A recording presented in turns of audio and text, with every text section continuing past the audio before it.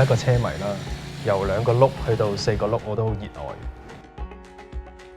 我好享受揸住一架好靚嘅車啦 ，keep 得好好嘅車，一部好性能嘅車，同時又有好嘅外觀咧，先叫做完美。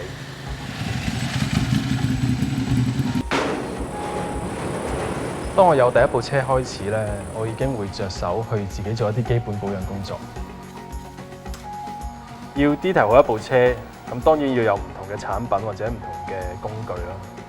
我認為世界上冇最好嘅產品，只有適唔適合用喺部車上面嘅物料嘅啫。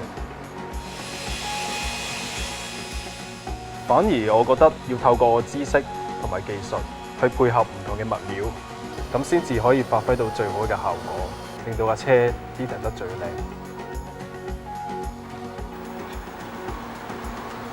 其實每部車都有一個價值喺度，而呢個價值咧，唔係話喺金錢上面嘅價值，而係嗰部車背後嘅故事啦、歷史，或者部車同車主有一個好特別嘅意義喺度。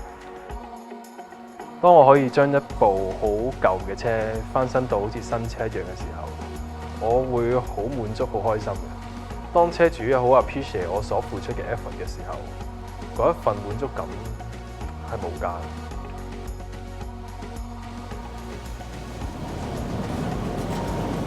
Detailing 對我嚟講係一種樂趣，但更重要嘅係佢已經變咗我份職業。